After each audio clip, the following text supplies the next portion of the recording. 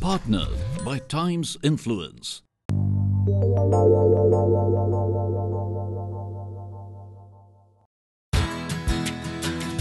India's travel sector has expanded significantly in the recent years with an increase in consumer demands and expectations. To address this, Facebook, under the Zero Friction Initiative, launched its fourth report titled Eliminating Friction in Travel Path to Purchase to decode and eliminate media friction in travel path to purchase. Sandeep Bhushan, Director and Head of Global Marketing Solutions, Facebook India, tells us how technology can redefine the manner in which consumers make travel choices. Zero friction is a very, very simple concept, right? It's been around. The question has always been, obviously, yes, right? And you go to the most basic marketing textbook or what you do in your funnels, right? What you're basically doing is going through, cutting through each stage of that friction. And the address that we want to do today is to find that set of activities that can actually do that. We think today, with capabilities and with consumer behavior, we can stitch it together and make sure that friction goes away. Because of our portfolio of products and because we bring some understanding. And that understanding for us is about your consumers. We, of course, understand our consumers. So we know the WhatsApp consumer, we know the Facebook consumer, we know the Instagram Stories consumer. But we also spend time thinking about your consumers. This is an output, and we'll have some more detail, where we've worked with 3,000 consumers and worked with them on their travel purchase experiences. So this is a sector that actually, there's flirtatious behavior. Let's say we go all the way to fashion. And this is a category where there's a lot of conversation about consistency, loyalty, and then upselling, right? So here's a structure of an industry where it's far deeper on customer intimacy. So if this is the now that they now expect, it is not now in many, many cases, right? Illustrations could be how we are set up. That is infrastructure, where we think we have the answer and we don't deliver it. And by the way, all of the conversation we're doing is not about digital fulfillment. It is digital and non-digital fulfillment. I've gone somewhere, and I want to talk about that experience, and your outlet is not available. So let's say I go to an outlet and say, tell me about Singapore travel options. And the fact that it's closed is a piece of friction. We want to bring friction right to the center of the debate. We don't have to make the assumption that, hey, listen, of course, we work only 6 to 9. If the consumer is working 6 to 6, AM to AM, not AM to PM, then what are our set of pieces on how we hand over? But consumer wants it now. He knows he can have it now. There's possible that there is technology that exists now. There's learning from other categories. What can we do together? What does friction look like? And this is really specific now to the category we are discussing in our conversation with consumers. At every stage, the reason the funnel goes down is likely because we push the consumer off. This funnel need not always be. And we think of the friction conversation in conceptually 3 buckets. There is a friction that prevents right awareness. There's a friction that prevents right consideration. And there's a friction that prevents right action. So on the right side are things you can do by thinking journeys well and partnering with folks like us and others to make sure all the relevant pieces are provided. The things on the left are actually core product pieces. Why do we think mobile can solve the friction? Like the point I was making, because of scale, because it's always on, and because there is history that you have and customization possibility that we have. And not only are consumers spending time, but mobile is part of purchase journeys. And again, as consumers ourselves, we know this. The question is, which category are we not today doing work on mobile as consumers? It's now time to get insights from the report. Let's understand what is friction and the opportunities in store for the travel industry. The way the funnel is crafted is, of course, we looked at when Sandeep mentioned about the 4 stages, it's pretty simplistically put so that we can get it with the numbers around it. The first set of numbers are actually the total friction. So what becomes 100 to 28 people ask us this question. So it's actually, this is the consideration. This is the awareness who actually people who are responsible for getting into the path to purchase. What is pretty interesting to note is that 11% out of the entire friction, that could be for several different reasons, is actually directly attributable to media. We also looked at a different set of data. We just did not limit ourselves on basic data coming out of responses coming out to our questions, but we kind of did different sets of profiling on gender, age, the socioeconomic strata, and so on and so forth. And they have, nearly half of our aware decision makers are lost early as they are not guided to the next stage. Okay, hotels. Now, the numbers are not very different in hotels. Again, out of the 32%, which is the overall friction, 16% is attributable to media, which is, again, half of this, and that almost amounts to $6 billion of losses, given the scale of the industry that it's at today. Now, what kind of frictions? Now, if you see consistently, almost the similar set of inferences were also given by the respondents to the survey. What to do next? The call for action always remains, and if we get some of these things right, actually we can start reducing friction very, very early, which is almost like in the next 7 to 10 days. 6 out of 10 are dissatisfied when it comes to the friction.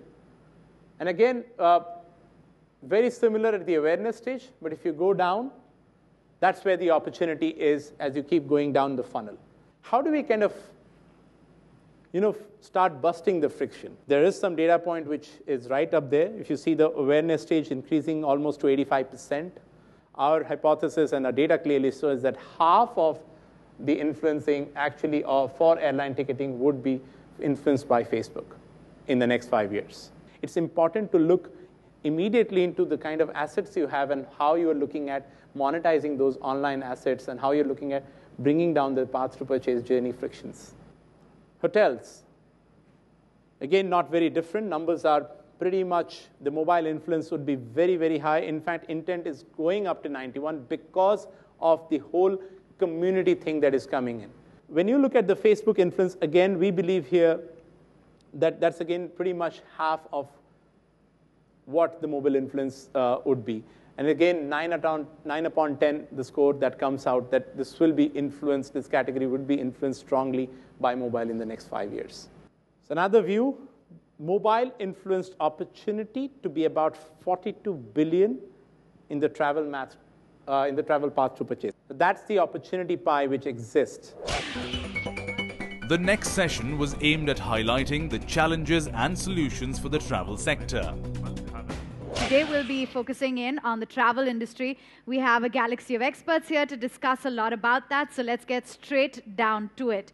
What about you, Alok? If you could share some of your experiences as well as to where there is maximum friction that's being seen, and more importantly, what are the steps that you guys are taking to avoid this or to overcome this? When we started the ixigo journey back in 2007, we were a meta search like many other meta searches in the world. We would just redirect consumers to a third-party website and then in the future to a third-party mobile website or app. And very quickly we realized that this is a source of massive friction because people love to compare. We saw statistics there that people love to go to price comparison engines, but at the same time people want that instant booking experience, right? They want to get the transaction done in 3, 4, 5 clicks at the max, right? Let's come to the other Pranav then, and I just want to understand that, we're talking so much about mobile and how that's really going to influence it, how it's going to become very seamless with that. But how would that, in your experience, compare with some of the traditional mediums such as television, print, radio, which I believe are much less efficient when it comes to providing a lot of detailed information, obviously? All the other communication channels, they don't really have a call to action. Yeah. So what do? Even if I see a TV ad, and now, although mobile is making that a little easier because the mobile is in my hand when I'm watching TV, but that direct response is just zero, right? There's no way. So just the very fact that if I'm able to create awareness on the device that the user can consummate the experience, just really closes the loop so much better, right? And that's exactly what the whole point of this whole presentation and our discussion is, that it just moves friction completely. Pulkit, you would concur with that? The call to action, which is what we see via the medium of mobile versus some of the other more traditional mediums? Yeah, I do. And this is what the research talks about. Right. And it's coming from 3,000 respondents who have vociferously agreed that, look, the traditional medium does not do the job at various stages of the funnel because either I don't get the adequate information or there is no call to action. So I vehemently agree to what Pranav said.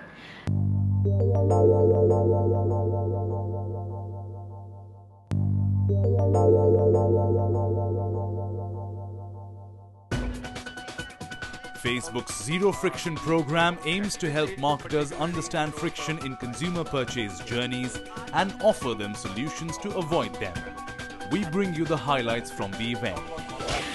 So Pranav, just to take that forward, then what is it that the company is doing, or what are you guys doing in order to ensure that the mobile reach will be penetrated, that it'll actually minimize friction?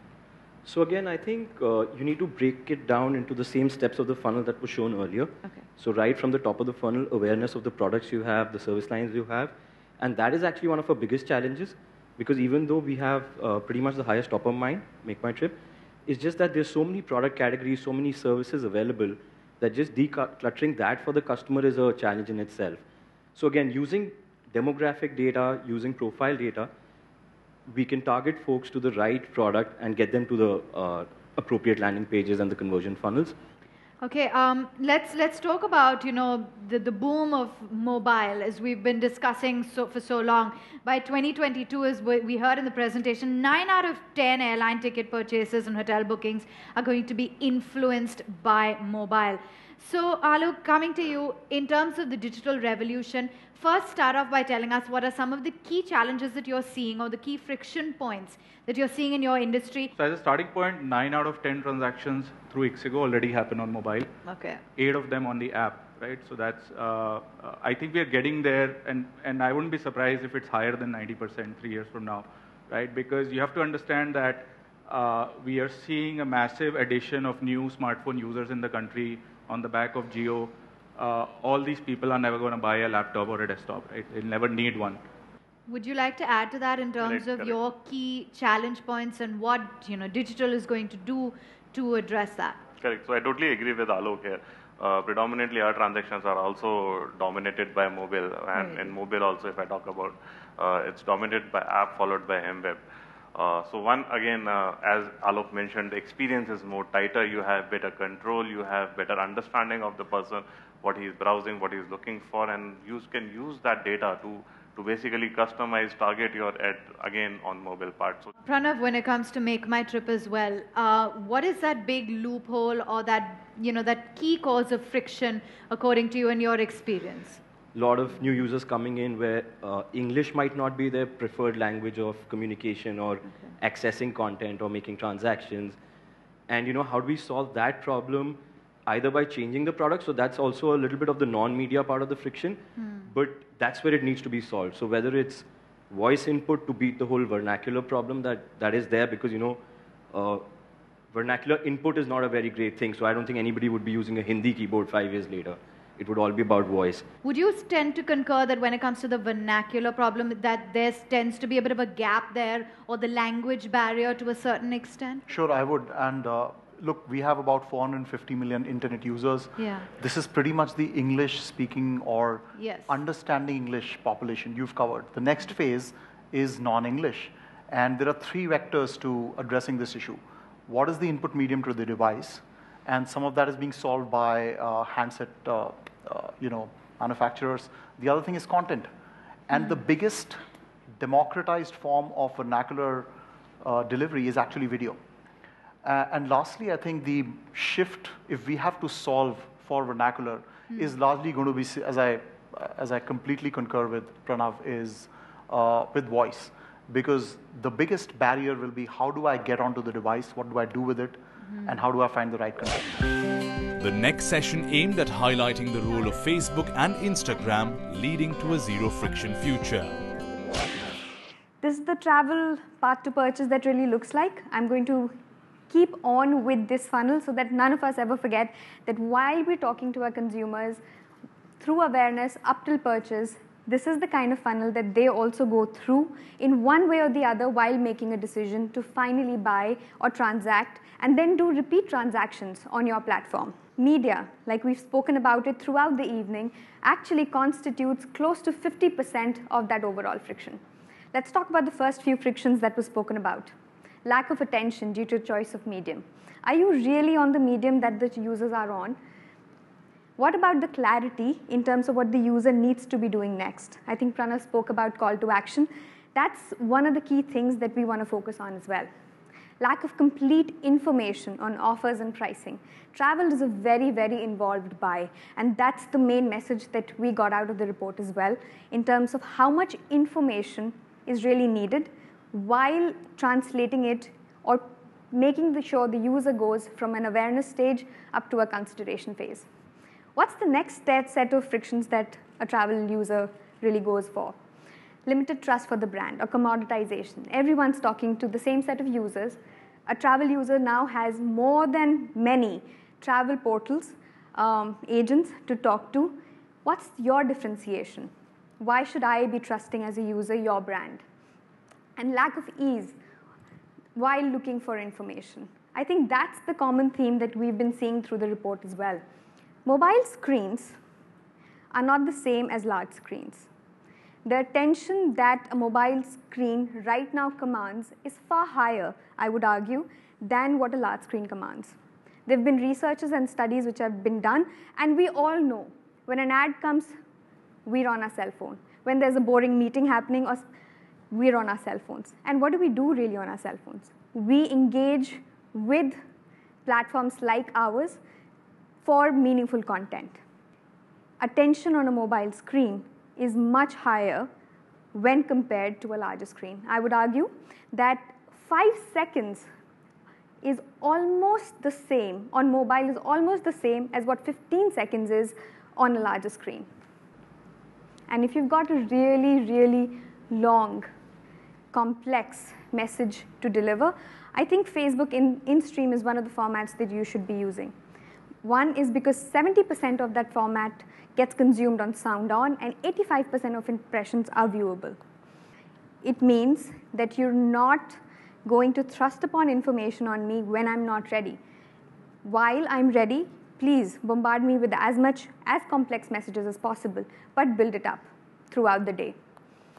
So the first time when you introduce yourself to a user, the thing to think about it, how much information do you want to give the first time? Probably about your business or your product launch. Probably the nature of the offer that you're trying to bring in. The second and the third impression probably can deal with what are the benefits of that offer? How can you avail it? Where do you avail it? What are the timelines for that offer? The fourth and the fifth impression is very interesting because this is what I call the how-to. How do I leverage this offer? This product is available from this to this time. Please let me know. Please let me know as to how can I go ahead and avail it. And then what we spoke about is the clear call to action to make sure that you push the user, nudge him or her gently towards making that booking. And that's it. Your booking's done. Let's talk about branded handshake. This is one of the solutions to tackle specifically the thing around lack of trust or authenticity or having a commoditized space when it comes to travel brands. Why do branded handshakes work? Branded handshake, in a sense, is saying travel brand A with influencer A is bringing out that message to you. The reason it works is because 86% of social media professionals either have or first of all, or plan to have influencer management programs. Because influencers right now is how the millennials try and communicate with their brands. Influencers have a growing popularity, and as a brand, you would like to tap into that popularity. You would like to differentiate yourself, and you would like to build authenticity and trust. The last session was all about busting friction in the travel path to purchase. Here are the highlights. Let me start with Michael. Michael Tripoto is all about building community, and content. So how has Instagram helped you reach out to the right set of people to build that community? How's it like all coming together? So stories are an essential part of our day-to-day communication.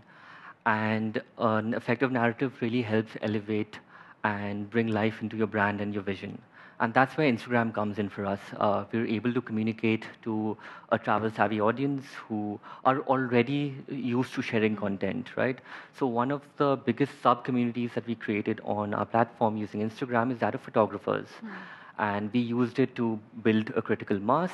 And at the same point in time, we integrated in our publishing tool so as to eliminate the friction that users have or photographers have in terms of sharing their photographs or content across multiple platforms. Amit, you and I were chatting. So your business not just relies on driving the upper funnel, but also some of the lower funnel stuff, like, for example, lead generation on Instagram. Yeah. So how's the Instagram helped you build your brand and your sales and helped you grow sales? We do both organic and paid part of Instagram, right? To balance out between the digital branding, with which we can go to people or the community on Instagram, and a paid part to make our ads more contextual, so that people can penetrate, like what we are discussing, frictionless, to the need of what they want, right? So in Travel Triangle, since we are into holidays, right, it's a complex product, right? And when you talk about customization, it goes more complex and needs a hand-holding, right? But at the first level of awareness, we use Instagram for our digital branding, right, with visuals around destinations. And on the second level, we do contextual marketing, so that people who have interest and intent towards, doing holidays can finally come and penetrate into our funnel. Adil, what's the specific role that Instagram has played for you to drive your brand objectives? So when we look at branding on Instagram, we really want to tell the story behind the brand, humanize the brand. So with Uber, sometimes you think of it as this, foreign tech startup, and it's just a cold interface you interact with. But it's really about people, and both on the rider side and the driver side, it's about how does Uber enable you in your daily life to really get where you want to go, whether you're a driver or a rider. So we use Instagram just to tell those human stories. How do you get them to how do you increase their consumption, or get them to do more rides, for example? So how's Instagram helping you play that role of targeting both these sets of consumers? So when we look at app acquisition campaigns, we don't have a specific strategy just for Instagram. So we club it with Facebook. We use automated placements and let the Facebook algorithm find the user wherever they are, whether it's Messenger, whether it's Instagram stories, or even the Facebook news feed. But when it comes to retention and re-engaging our existing base, that's where we really have Instagram-specific strategies. So what we do is, we see where is the user in their life cycle journey. We can, of course, use our internal data to see where is the user. Is he a recent sign-up? So if somebody's just recently signed up, we'll show them contextual communication about, say, educational, how to use the Uber app, how to maybe load a payment profile, what are the safety features that we've recently enabled. Or, if he falls in the other bucket, which is, say, a low-frequency rider, we would then show him contextual communication about, the range of products we have. We've got, on the lower cost side, we've got now auto and moto. Of course, everybody knows about Pool and Go, and then there's also now Intercity and Premier. So there's a whole use case specific campaign that we can run.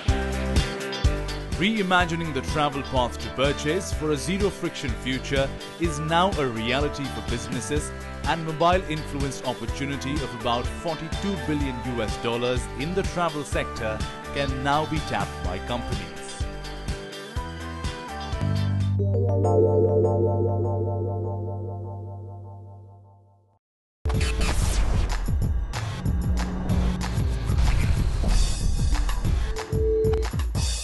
Partnered by Times Influence.